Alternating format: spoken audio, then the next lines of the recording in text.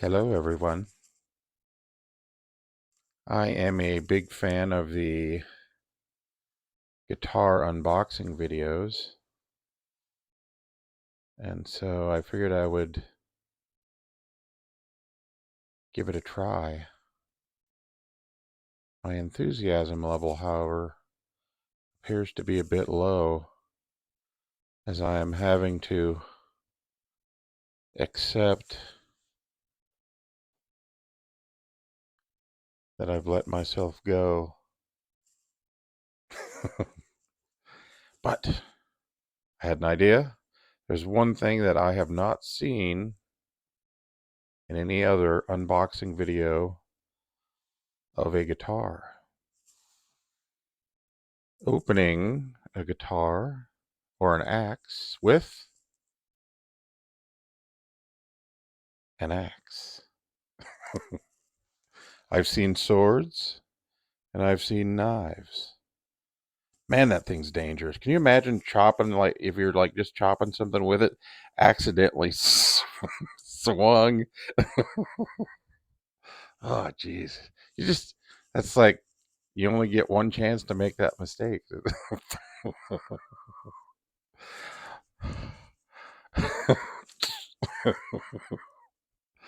Ow.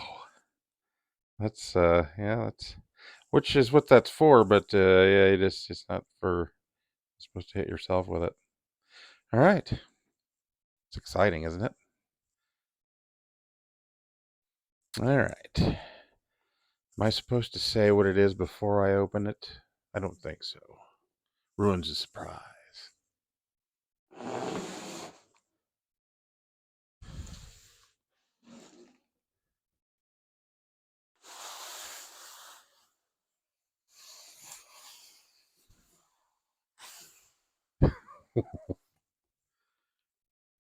And this is very sharp, so that will help.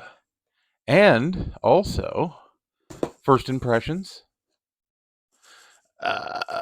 These boxers are not destroyed, which in many cases, I just got me an audio interface, which obviously I'm not using yet. Man, that box was beat. They didn't double box it or nothing, and the box was beat. The styrofoam appears to have protected it, though. Yeah. Oh, this is exciting. This is the bestest Christmas ever. The only Christmas that compares to this Christmas is the year I got the Millennium Falcon as a child. That was the best Christmas ever, I think. Or when we got the Atari. I don't know. Pretty close. I think the Millennium Falcon, because that was for me, and the Atari was for me and my two brothers, so, or the whole family. The boxes look so small. I've been watching people unbox these, and the boxes look so gymongous in the videos, and I don't know, they look really small in real life. I guess it does look kind of big in the video, though. This, oh man, this is something. I'm so excited. I know you can't tell. There's your. I have never used one of these cords. Well, to be fair, I've never bought an ultra cheap guitar with that for a cord. Got your obviously your wait, hey, whoa, wait, got. Oh, I'm gonna have to start this over. No, well, I can't.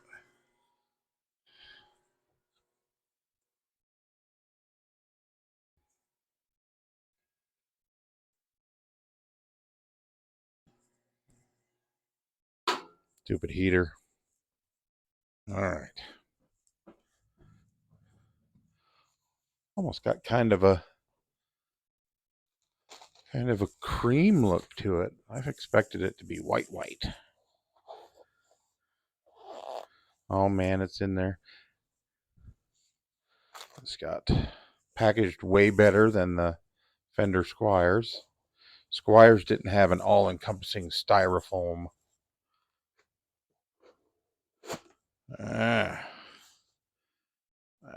So superior packaging to the Fender Squire by far.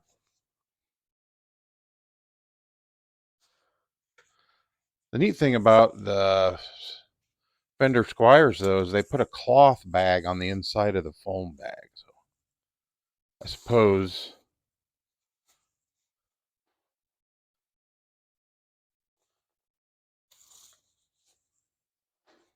maybe the foam can be scratchy. Oh wait! Nah, it's not going to work with. This works way better with a knife. I think. Yeah, it doesn't work. I'm gonna dent the guitar with that. Oh, well, you know it was a guitar. Oh, and most of the company name. Those of you who are been watching these videos and been watching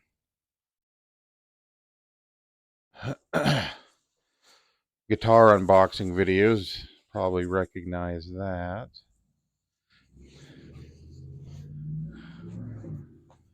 Oh,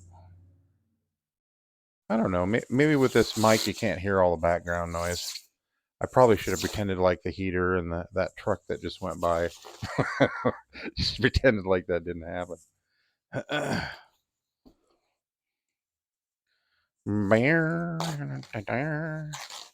Of course, it doesn't rip nice. Oh man, that's really snazzy. Having a lot of trouble. I don't want to get in a hurry and drop it. Stuck that way. I opened up the bottom. Well, we'll just kind of, yeah, we'll just look at that. Shiny. Shiny.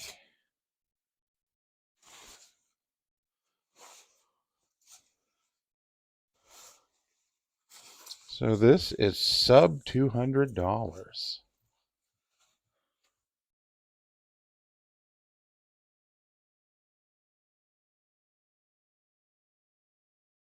Banded rosewood fretboard.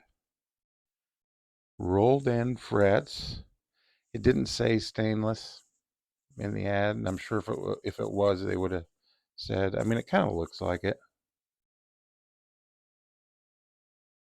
The last review I saw on this is the only downside of the rolled end frets on this is that they're kind of random in length, and that's the case. They're not exactly even, but they don't even reach the end of the fretboard. So I mean, and they're rolled ends on them, so there's never gonna be any kind of a sprout issue or anything with it. But the length is a little bit. This isn't bad. The two top ones.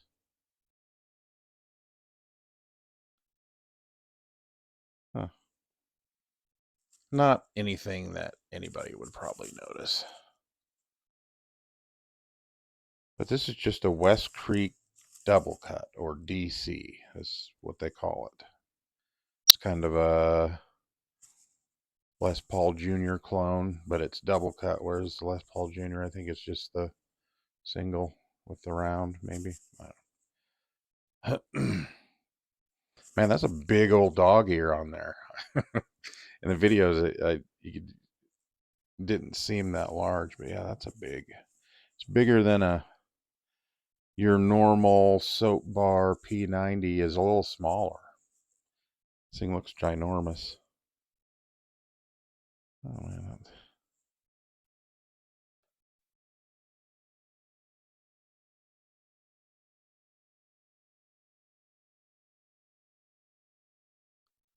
Yeah, it's pretty nice though. And this is actually a bone nut on this, a real bone nut.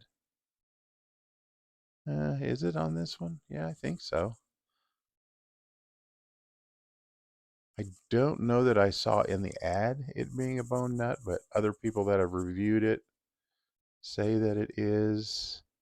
I'm skeptical. I've never had a guitar that had a bone nut on it though, so I wouldn't be able to tell. Looks like super hard plastic or Corian or something, but man, that thing's got the tortoiseshell inlay on the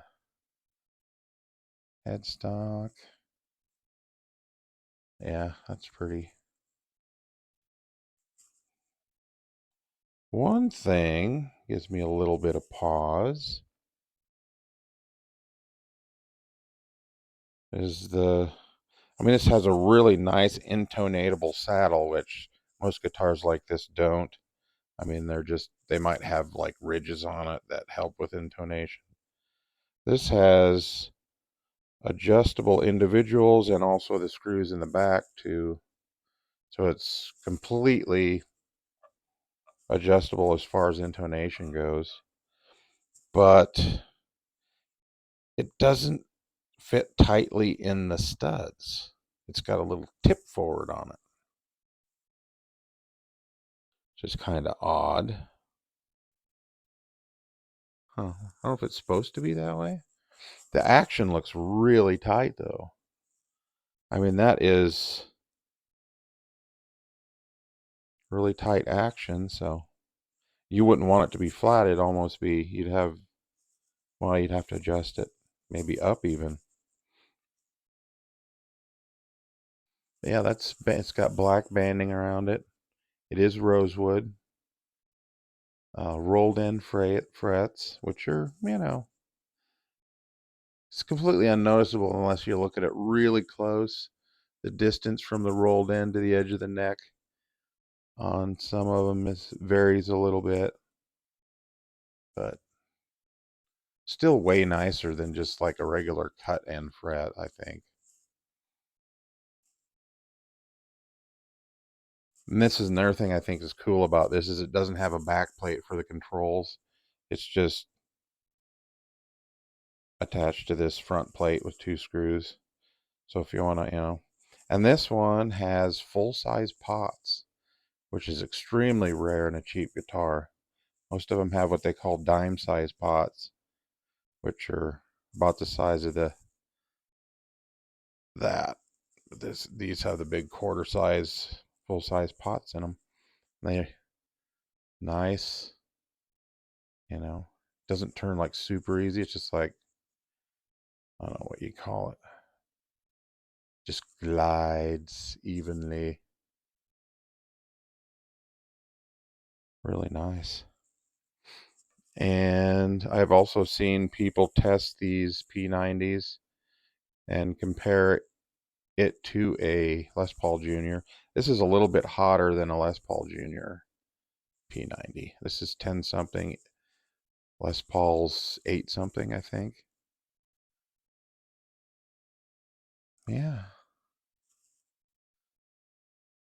I was kind of lusting after a Billy Joe Armstrong signature. And I think, might be Epiphone. But it probably costs 3 times as much as this. This is pretty nice. Yeah.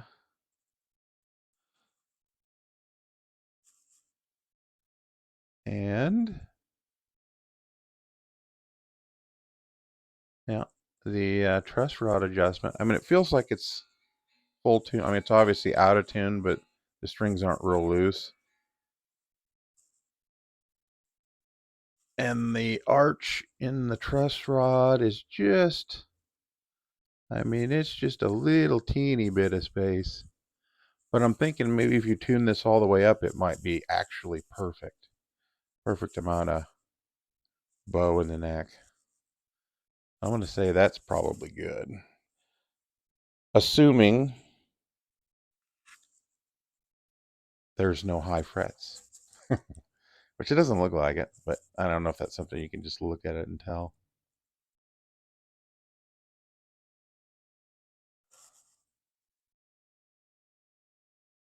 Ever so slight bow, not quite dead flat. I mean, there's a 64th. I would say there's a 64th of an inch. You press your last and your first, and at the middle of the neck, I would say there is maybe a 64th of an inch play in there. And the strings are a little loose, maybe close to full tightness.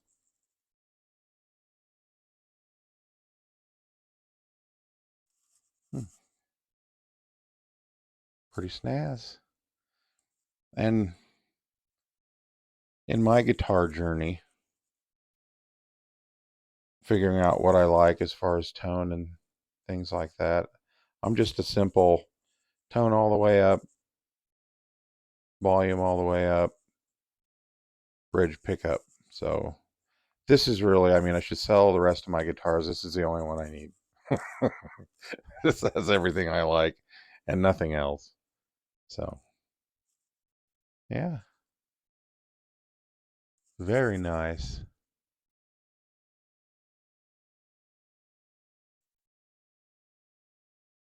Hmm. Yep, get them while they're hot. I'm wondering if maybe just all these companies aren't trying to establish themselves. They're selling pretty high-end guitars for pretty cheap.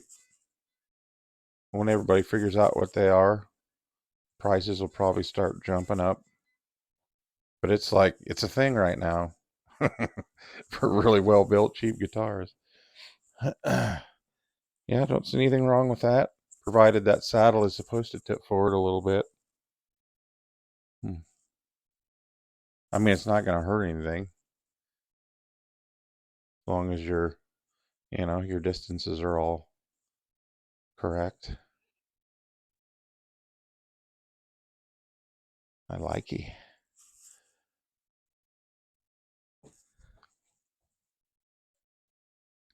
Maybe someone can answer. I have a question. I'm new to this, so let's see if I can show that off a little. I think we're going to run out of light as I get closer to the camera. That's, yeah, I'm not going to be able to see it. Pretty snaz. Look at that, shiny, and that's like a probably faux abalone or mother of pearl, which you can't really tell because of the lighting. When I put it flat and put it up to the light, no, no, that's just, oh wow. Yeah, you can tell it's artificial because it's like kind of, the shimmer in it is like rectangular.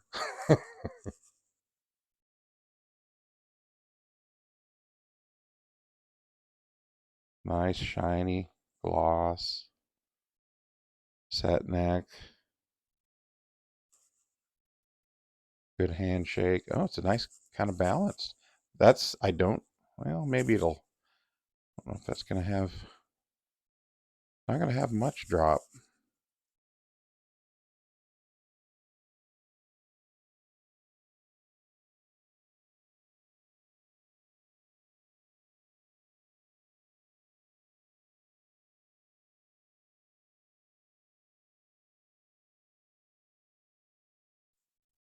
Kind of a cool,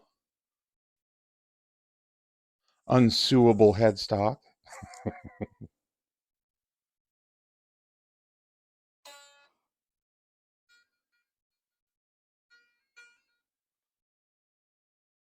Yeah, that's the only one I ever needed right there.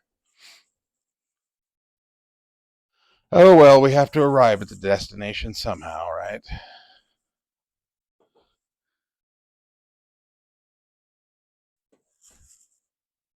And later.